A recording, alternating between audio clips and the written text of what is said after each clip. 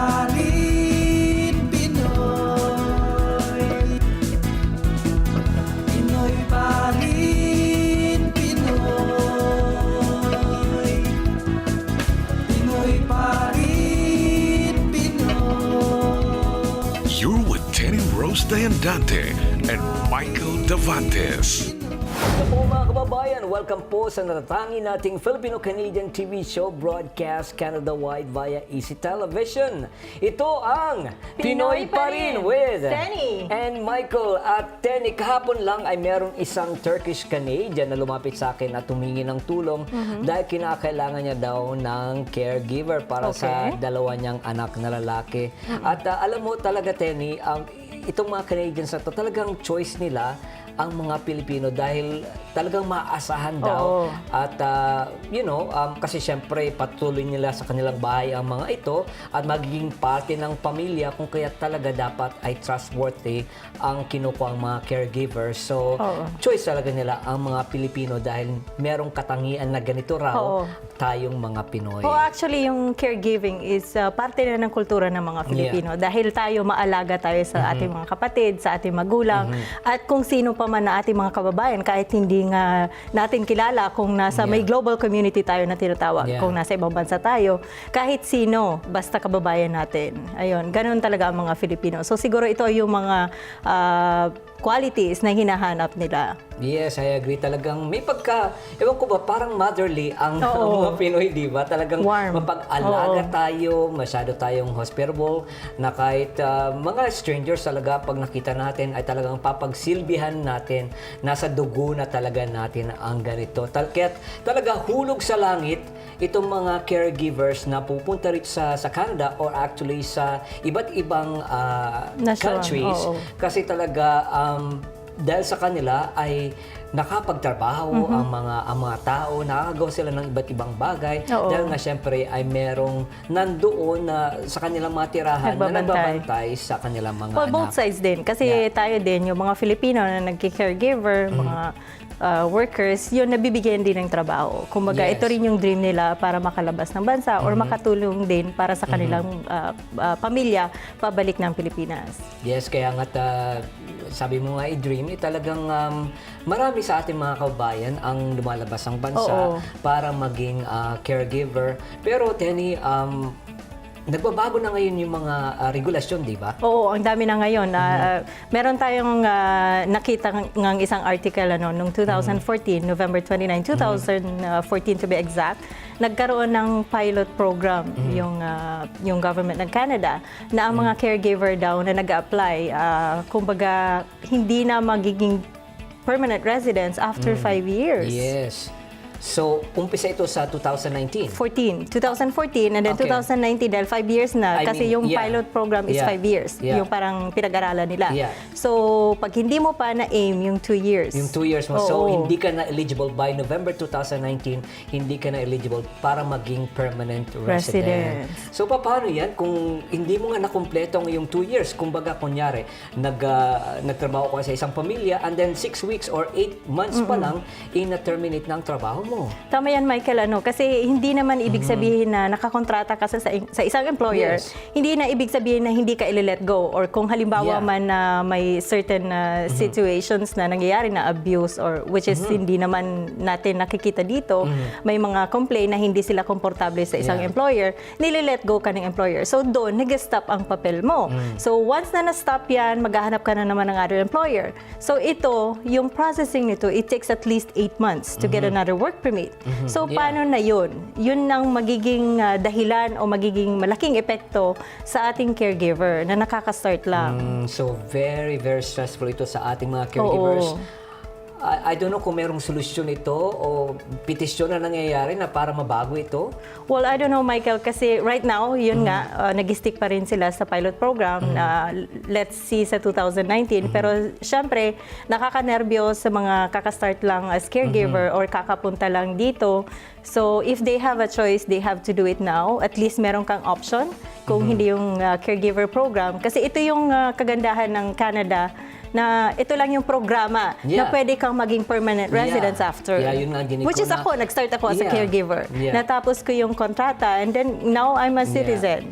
Yeah, in fact, yun daw ang kaibahan ng Canada dahil yun lang talaga unique ang na country program. sa buong mundo na may ganitong programa. Pero alam mo, sana naman, Michael, may option, may option Yeah, yung yun mga nga sasabihin ko na, baguhan. yes. Oo, kasi imbes na kumbaga nakasimula ka na ng buhay mo dito sa Canada, parang hindi naman sa ayaw mo nang bumalik ng bansa, pero at least meron pang option na makakapag-stay ka. Yes. Well, sabi nga nila, Tenny, if you're good to work here, you're good to stay. So, magbabalik po ang Pinoy Pa Rin!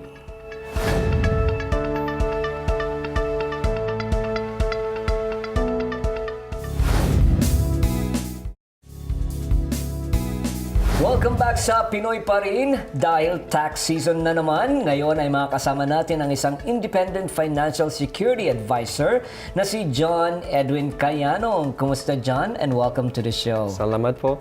So, nag-graduate ka noong 2015 sa prestiyosong John Molson School of Business. Yes, so I graduated again, as you mentioned, 2015 in the prestigious school of John Molson School of Business here in the heart of downtown Montreal. Between going to school, of course, I also had to balance between my work and studies as well. So talagang Mike, nakaka-impress ng mga estudyante na ipagsasabay nila ang pag-aaral at pagtrabaho. But usually ay marami ka talagang nalalaman sa actual work environment. So ano pa ba yung mga nag-i-experience mo? So again, I had the luxury of having to work with another financial security advisor. His name is Vahan Sarkisian. I worked with him for about 4 years. My first day of work actually started as getting placed on my desk a stack of personal income taxes to be filed. And mind you that it was my first time ever, doing income taxes in an actual work environment. But surprisingly enough, I was actually pretty good at it. Of course, not only with the help of Vahan himself as a support, but of course, having been taught, in accountancy, I forgot to mention also as well that I did graduate with a Bachelor's of Commerce in accountancy, so I've been taught by tax masters, PhDs, and of course this allows me to connect the dots between learning the material and actually applying it in real life.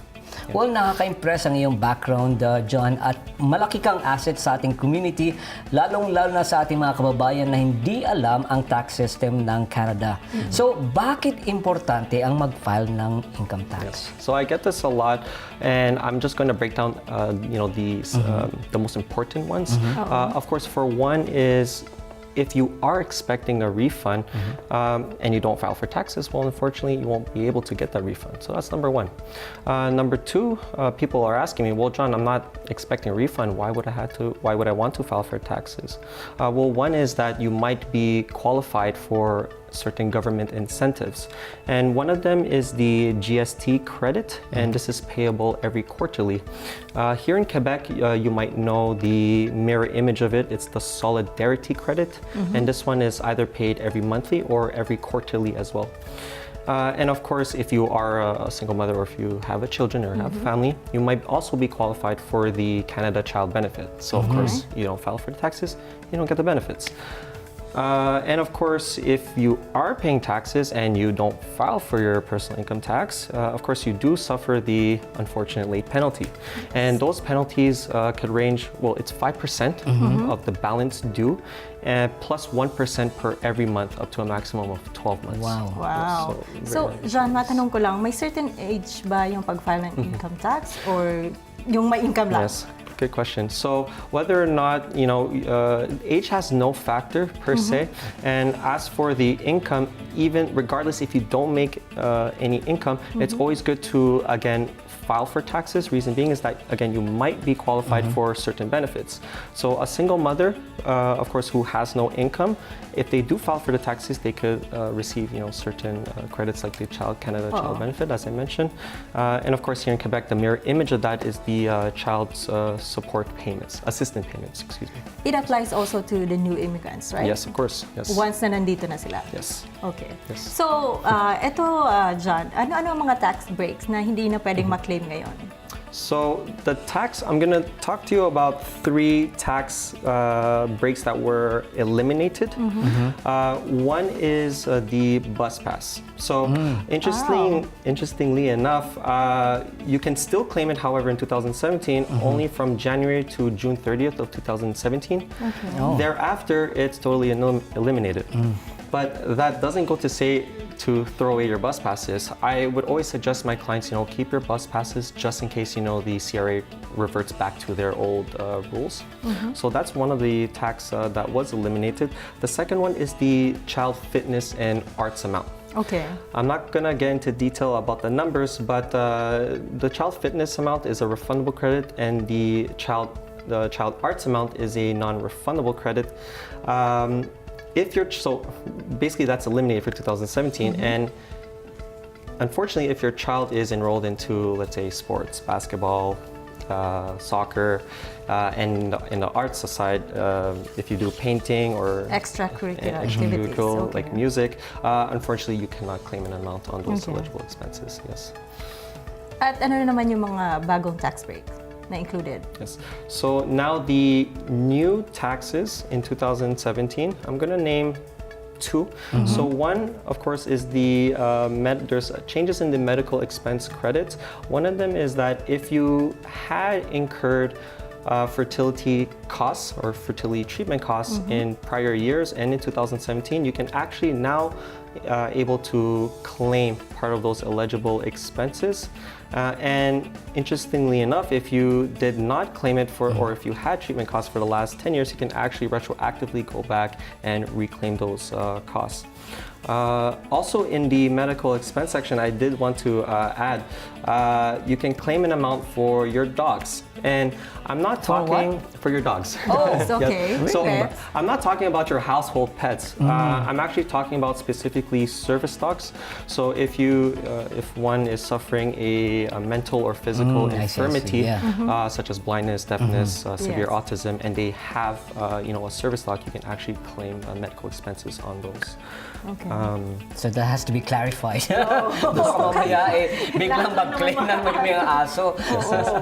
Yeah. So, That's a good information. Isa kang commerce graduate. Ano pa ba ang mga serbisyo na binibigay mo maliban sa pagpa-file ng mga income tax? So normally a lot of clients of mine have the misconception that all I do is, just file for personal income taxes. However, I am a qualified independent financial security advisor, and part of my job is helping save clients on their insurances and investment costs.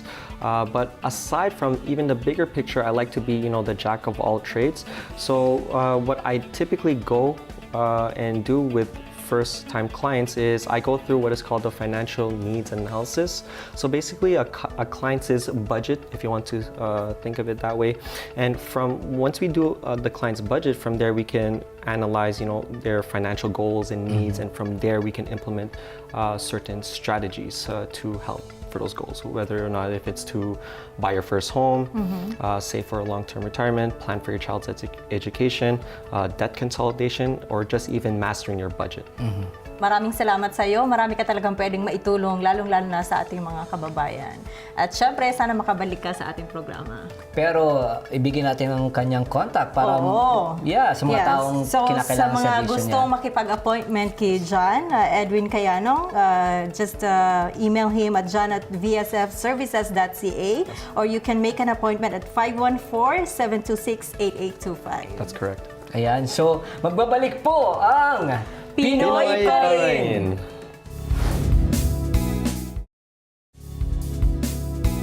Magbabalik po ang Pinoy Pa Rin at meron po tayong isang kaibigan na mamamaalam na po.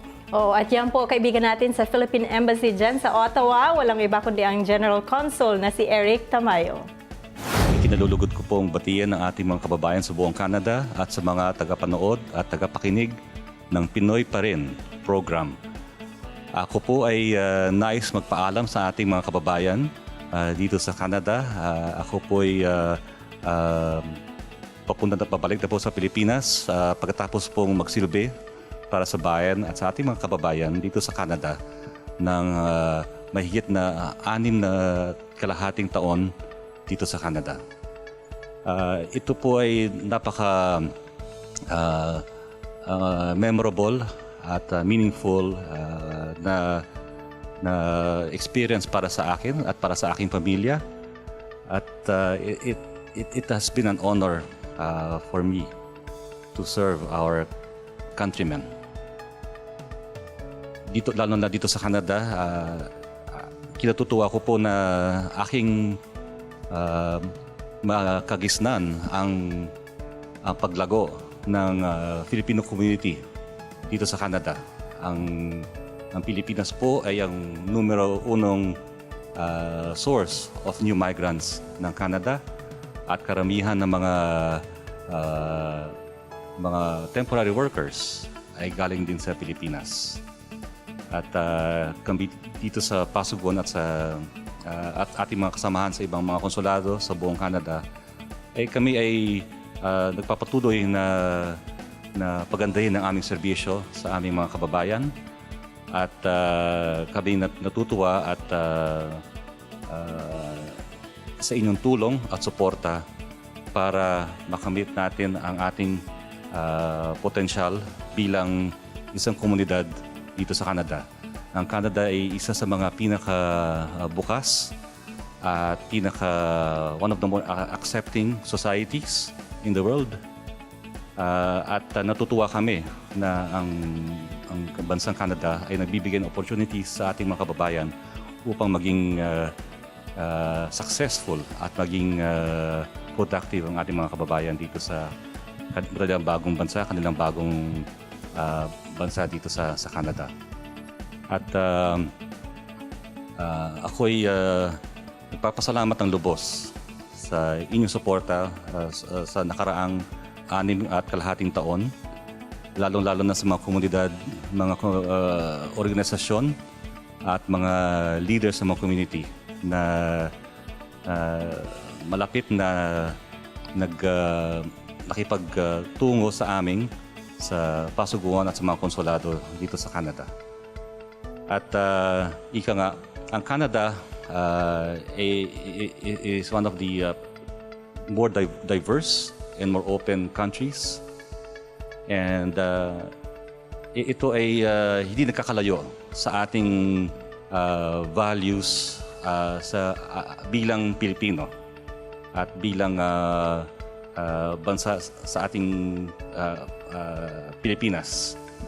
Kaya ako po ay nananawagan sa inyo na ipagpatuloy natin ang magandang pagsimulain natin dito sa bilang isang komunidad.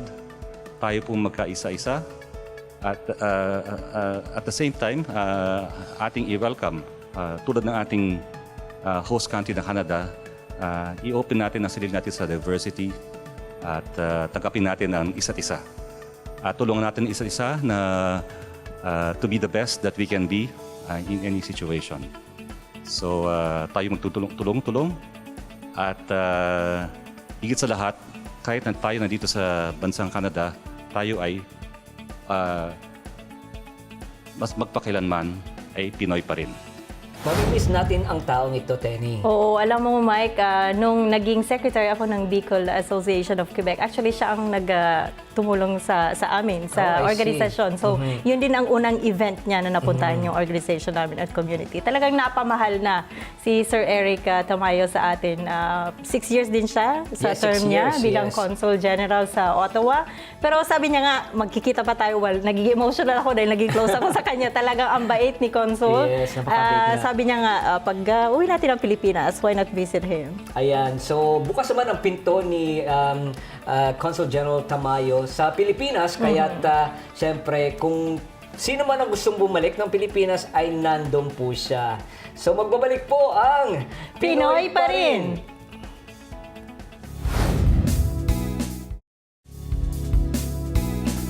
Babalik po tayo sa Pinoy Pa Rin. At bago tayo magtapos, ay gusto kong batiin ang aking mga kabatch sa St. Anthony School, ang batch 88. Kumusta kayong lahat dyan? At syempre, ang aking mga kabatch rin sa Sacred Heart College na ngayon ay St. Mary's na, ang batch 88. Kumusta rin kayong lahat dyan? At talagang may connection pa rin ako sa aking mga dating kaklase. At then, sa Facebook mo ay nakita ko ang iyong yearbook nung high school ka. Tama ka, Michael, kasi sa 2021, plano ng batch namin na... Anong batch to? Hindi ko Teka, anong batch to? High school batch. High school, okay. Anyway, 96. So, yun, ang batch 96. Oh my God, I was from the 80s. Batch 96 ay nagpaplano ng reunion, like 2021. So, kaya nagiging aktibo ngayon ang batch namin. So, hello sa mga koleyala na ngayon Universidad de Santa Isabel na. At syempre, sa mga na-interview ko rin noong nasa Pilipinas ako, dyan sa Ateneo de Naga University, si President Jun Viray, at si Dean Carpio, si Carl Yorin, sa ating cameraman, si Ronald at saka si Ben Yes, they did a Serrano. great job talaga. Maraming salamat sa dalawang cameraman na ito. Talagang napakaganda ng mga footages na binalik nila rito sa studio. Oo, at saka si Miss Lani Cabral, nanonood sila sa US. Oh. And si Sir Robert Orviedo din, nanood sila. Si Benny Adoremos, ayun, lahat to nanood. Naging global at naging talaga yung show marami natin. pong salamat sa mga nanonood sa amin sa buong mundo. Marami pong salamat sa pagtangkilik sa aming programa. Na nagpupugay sa ating lay, diwa at kultura. Atin pong isigaw saan man sulok sa mundo, Na tayo po ay Pinoy Pa Rin!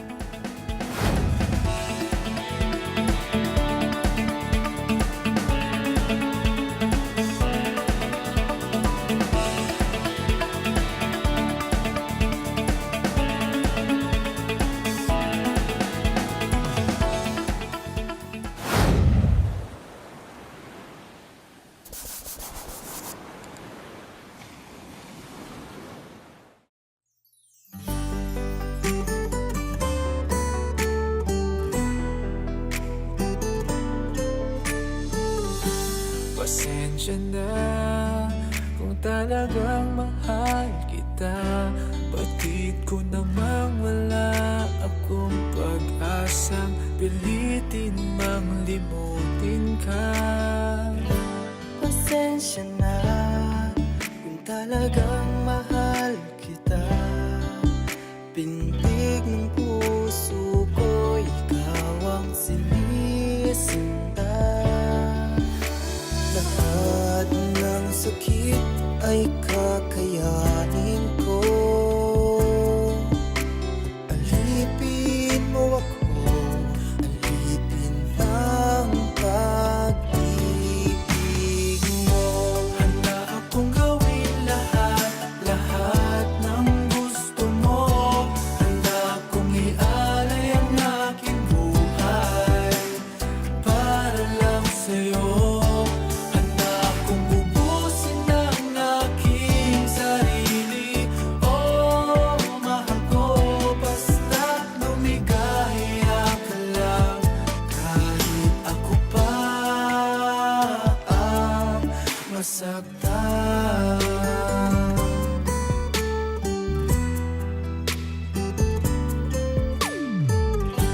Pasensya na kung talagang mahal kita.